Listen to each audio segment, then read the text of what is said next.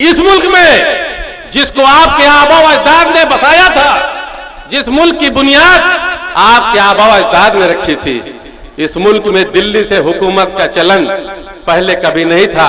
आपके आबा अजदाद ने इस मुल्क की राजधानी दिल्ली मुकर्रर की थी। इस मुल्क की सरहदें इस तरह नहीं थी जिस तरह आज है। इस मुल्क की सरहदें आपके आबा अजदाद ने अपनी तलवारों की नोक से खींची थी, जो काबुल कजाकिस्तान से लेकर बर्मा तक फैली हुई थी। इतने बड़े मुल्क को आजाद करा के अंग्रेजों से आपके उलमाओं ने दिया है। और जब ये मुल्क आजाद हो गया तो मौलाना अबुल कलाम आजाद ने कहा है, हिंदुस्तान के मुसलमानों, तुमको अपनी सियासी जमात बनाने की जरूरत नहीं है, तुमको अपनी सियासी पार्टी बनाने की जरूरत नहीं है। ये कांग्रेस के लोग तुम्हारे साथ हक और इंसाफ का मामला करेंगे। हमने आपने मौलाना अबुल कलाम आजाद की बात को लब्बैक कहा और एक्टिव सियासत में सत्ता अपने हाथ में रखने की बात से तौबा कर लिया। उसका नतीजा क्या हुआ? 50 साल के दौर इक़्तिदार में, कांग्रेस के दौर इक़्तिदार में मलियाना, भागलपुर, अलीगढ़, मुरादाबाद, मेरठ, भिवंडी, तमाम जंगों के साथ बाबरी मस्जिद की शहादत पे मुसलमानों का सब जवाब दे गया। मुसलमानों ने कांग्रेस का साथ छोड़ दिया। लेकिन उस दिन भी लोगों ने यह इरादा नहीं किया कि हुकूमत हमको भी करनी चाहिए, इरादा नहीं किया।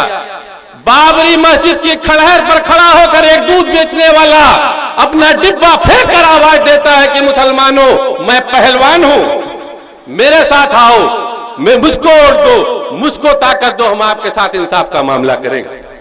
चूंकि मुसलमानों के दिमाग में इस बात का कोई गहम गुमान भी नहीं था कि हमको भी हुकूमत करनी चाहिए, लिहाजा जो भी आ रहा उसको उन्होंने मौका दिया।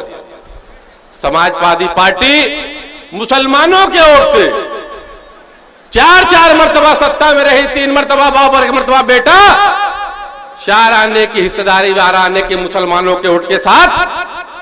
लेकिन उस हुकूमत के बाद भी इंसाफ नहीं हुआ मुसलमानों के साथ।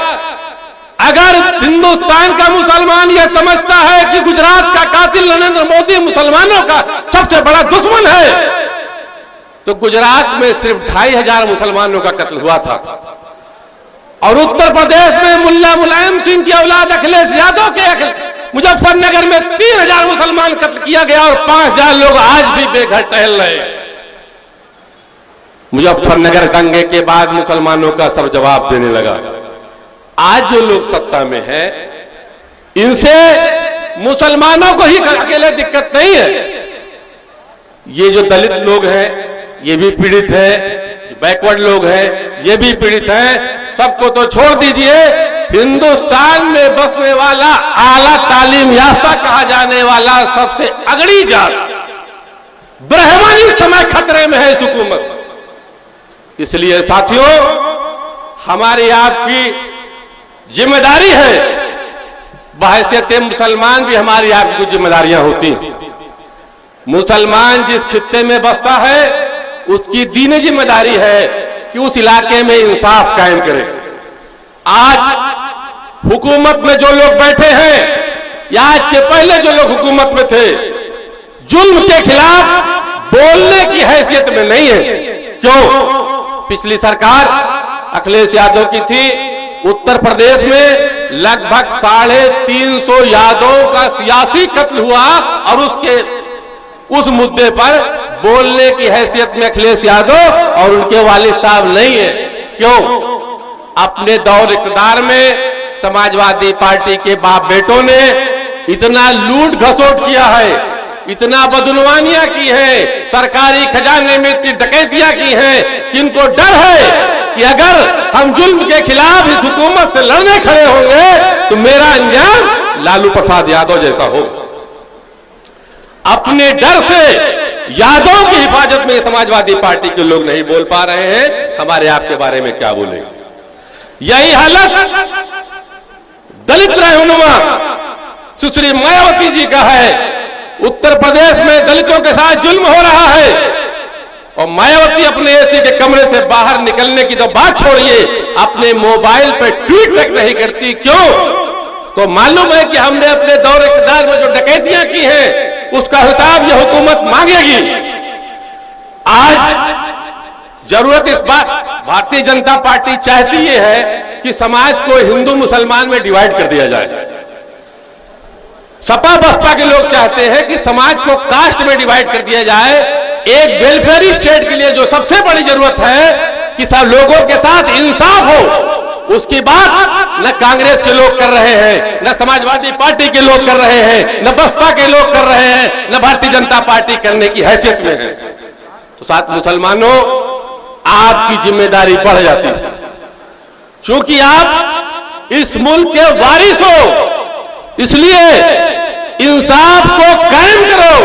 और इंसाफ हिंदुस्तान में वाहिद एक सियासी रहनुमा है जो हक और इंसाफ की लड़ाई लड़ रहा है, चाहे दलितों के साथ जुल्म हो रहा हो, चाहे बैकवर्डों के साथ जुल्म हो रहा हो, चाहे किसानों के साथ जुल्म हो रहा हो, चाहे छात्रों के साथ जुल्म हो रहा हो। पार्लियामेंट में बावजूद कि कांग्रेस वो विपक्ष पार्टी है, आज अगर पार्लियामेंट में कोई बोल रहा है तो आपका सियासी रहनुमा जनाब अलहज बैरिस्टर असदुद्दीन ओवैसी साहब बोल रहे हैं, और सिर्फ बैरिस्टर असदुद्दीन ओवैसी साहब बोल रहे हैं, कोई दूसरा नहीं बोल रहा। आज लड़ाई हिंदू मुसलमान की, ऊंच नीच की, जात पात की नहीं होनी चाहिए। लड़ाई सिर्फ हक और इंसाफ की होनी चाहिए। सियासी जो लड़ाई चल रही है, जिस सियासत को की धार को लोग हिंदू मुसलमान करना चाहते हैं, उसको इंसाफ पसंदी और बेईमानों करके दो पाले में बांटिए। इंसाफ कौन लोग कर रहे हैं और इंसाफ की लड़ाई कौन लोग करना चाहते हैं, उनके लोगों को मजबूत करने की जरूरत है।